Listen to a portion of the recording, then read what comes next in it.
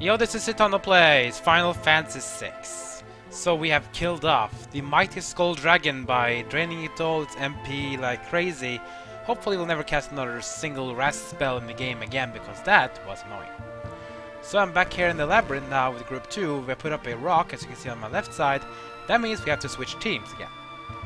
Now, we cannot go with this team first because, or actually, that's wrong. We can go with this team first because the road up here is unlocked, because if you move this team now, it's locked.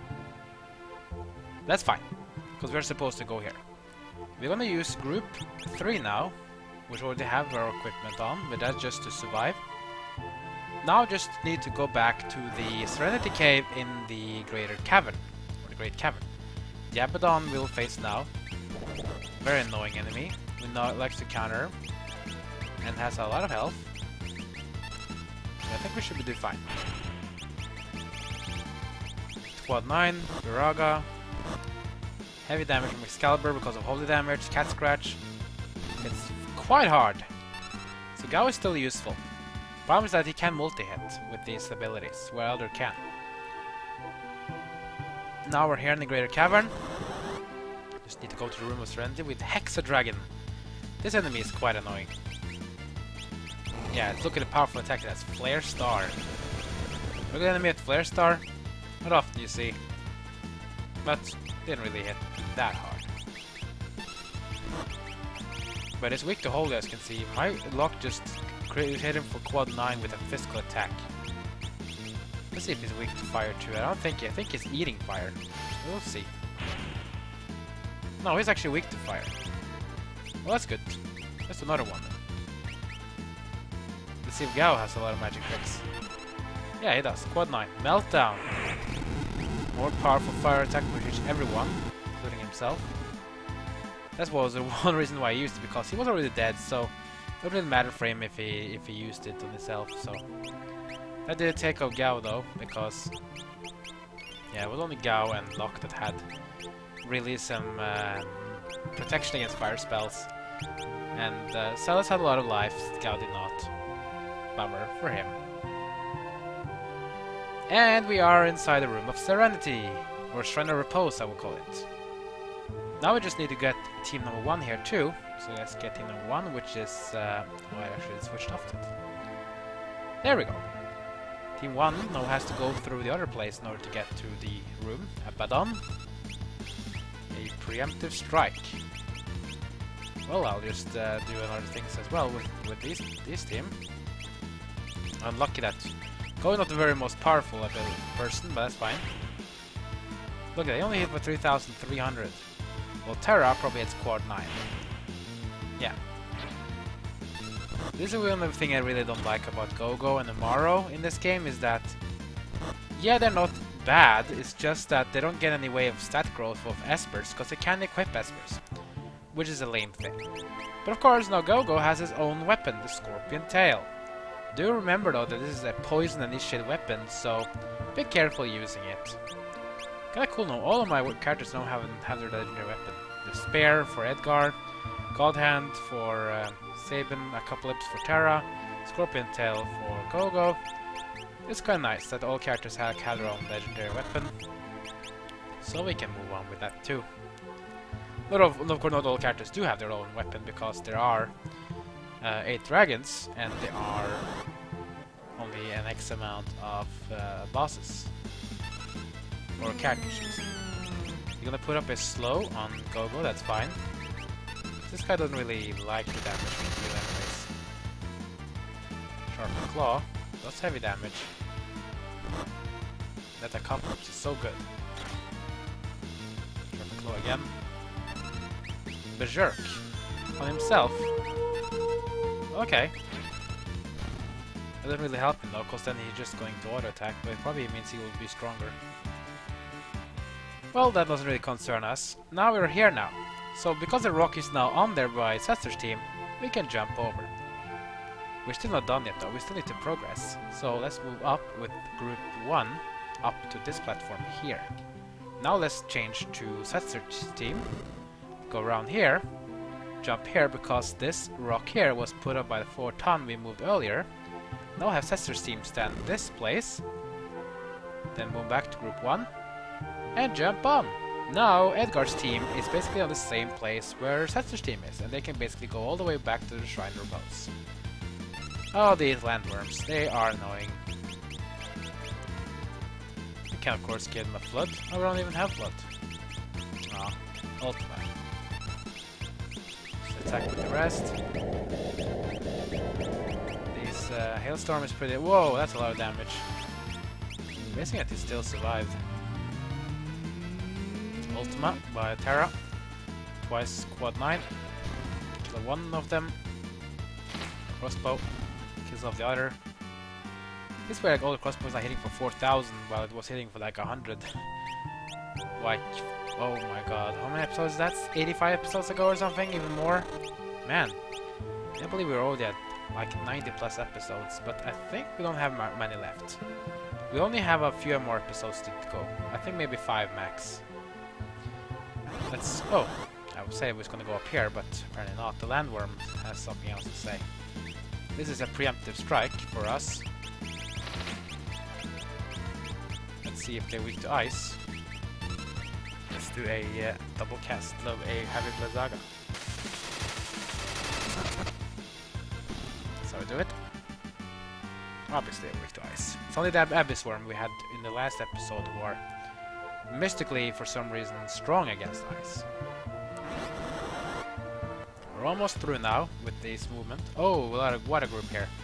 Great Malboro, Great Behemoth. Oh my god.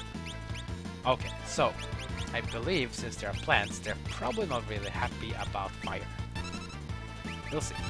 Curaga. Times 3. Yeah, even Sabin can do a lot of damage, and he has like the worst magic stat of everyone in the game, aside with Cyan, so that's pretty good.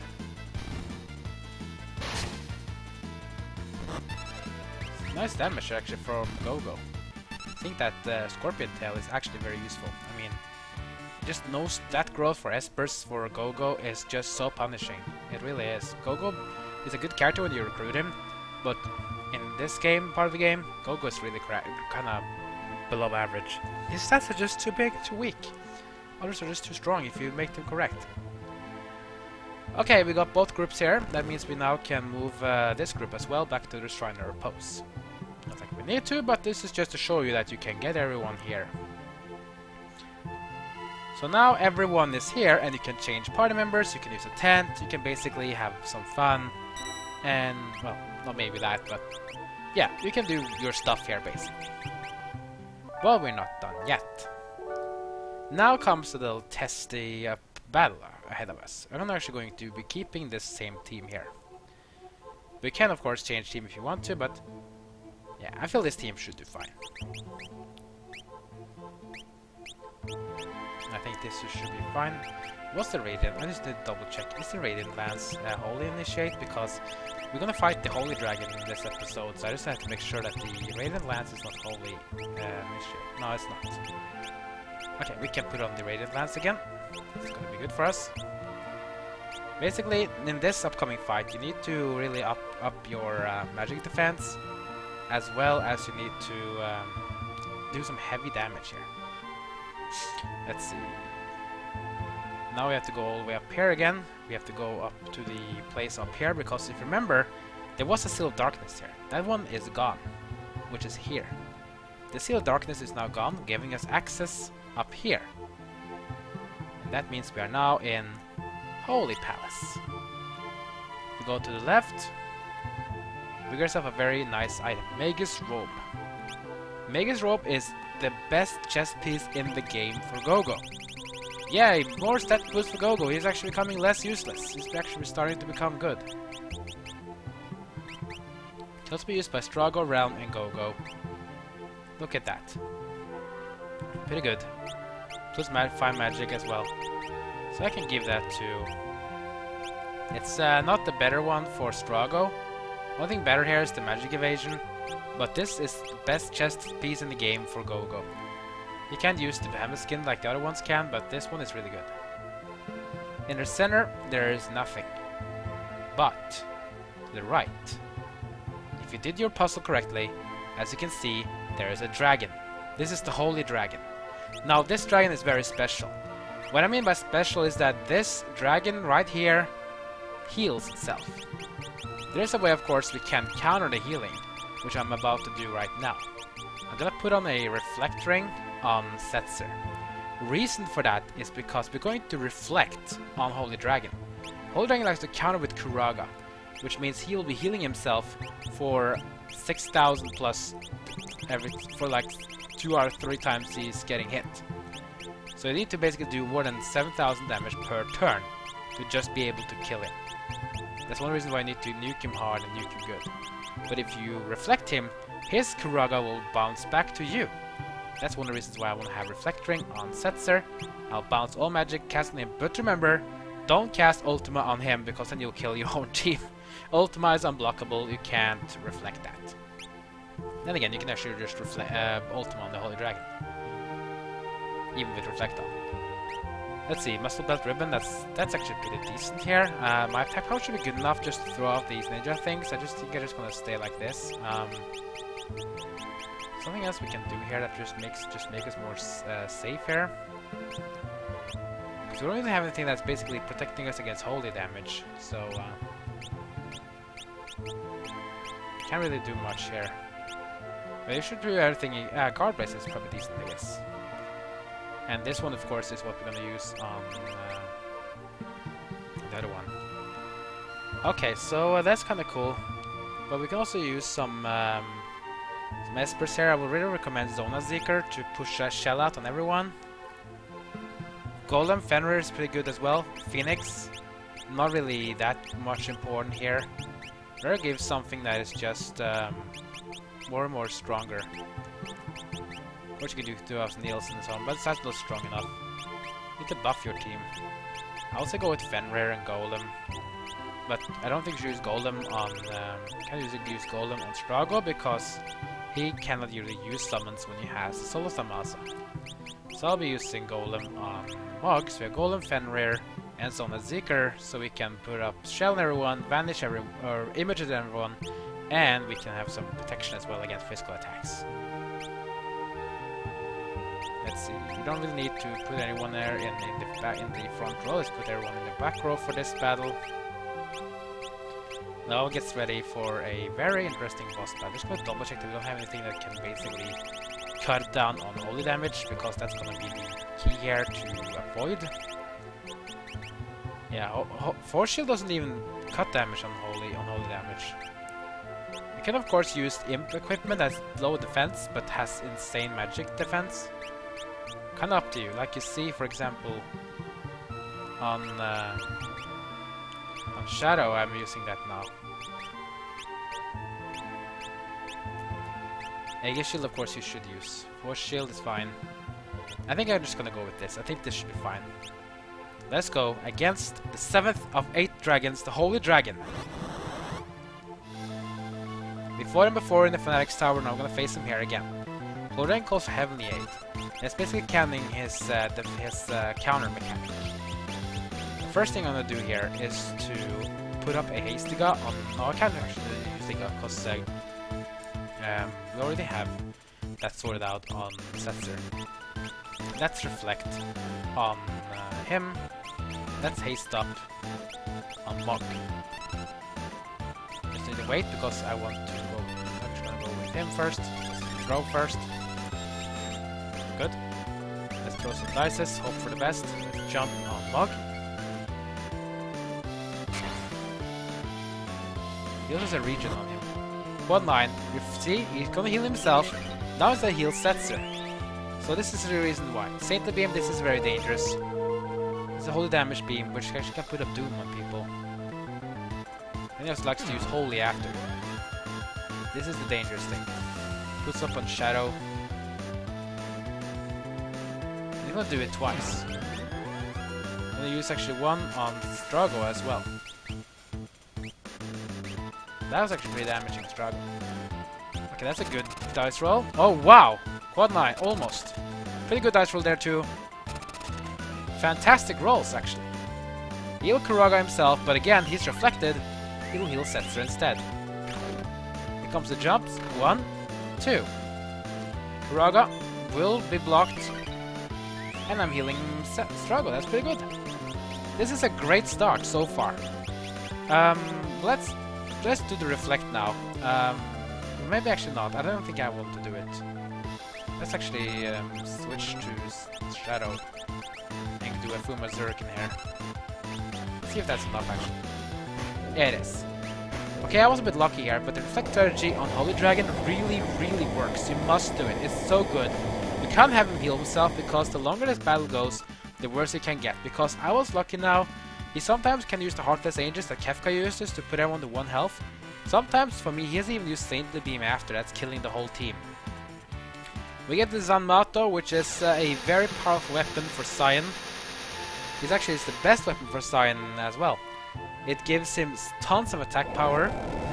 As we just see now, the Seal of the Heaven are disappearing inside the Flame Labyrinth. So they'll disappear in the Dragon Temple as well, which is really awesome. This is really good, looking really good. There we go, Seal of the Heaven is broken. That means we only have 1 seal left, which is Seal of Lightning. Now speaking again of Zanmato, the blade we just got for Cyan. It's easily the best weapon in the game for him. Look at the power here, 245, that's 10 away from perfect. He also has high evasion, which is a kind of classic samurai to be dodgy.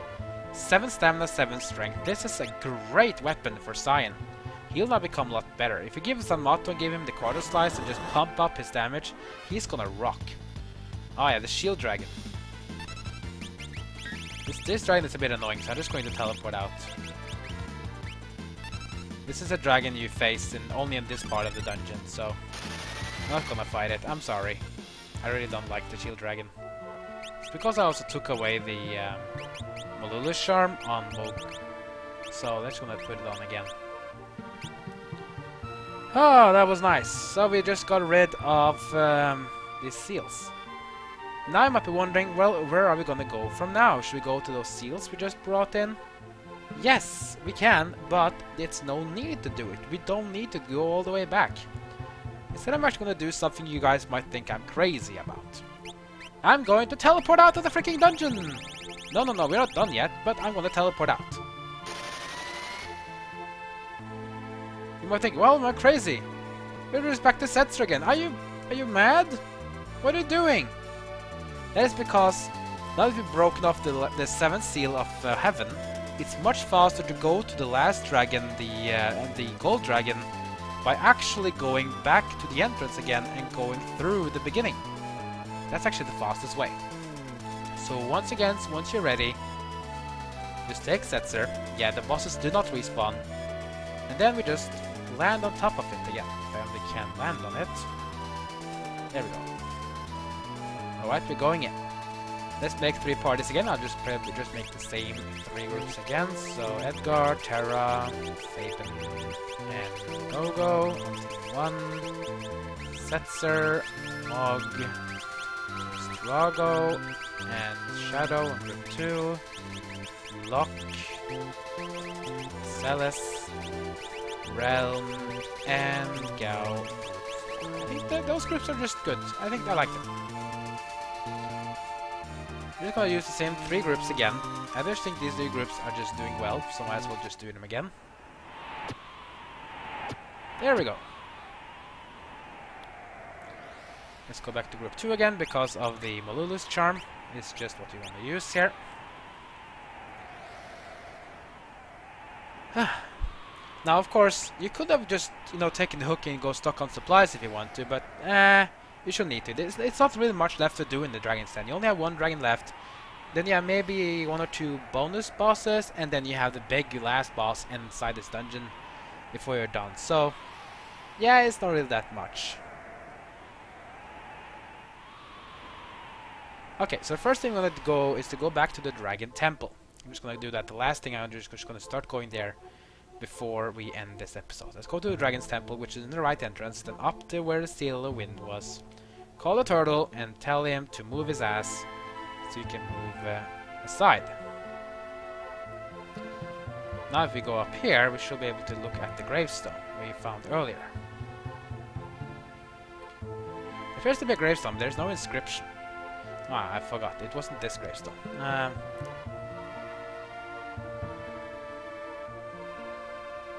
Oh yeah, of course, he wasn't supposed to go up here. We were supposed to go to the right. That was the right, because we already have broken the seal of heaven. That was what it was. So once we go up here, there we have the gravestone. The letters G, O, and S are inscribed on the tombstone. Thek, Ingo, and Fdra. And look what we have here. It's the gold dragon. Yes, the last dragon is here. We also got some 4 words we probably have to memorize and inscribe somewhere. And don't worry, we will do that very soon. But next episode we're gonna take on the gold dragon and kill off the last dragon, then we'll have our pathway cleared for what's gonna be an epic battle with the king of dragons himself. Not Bahamut, but yeah. So, like, comment, and subscribe, and I'll see all you guys next time as my story of Final Fantasy VI continues.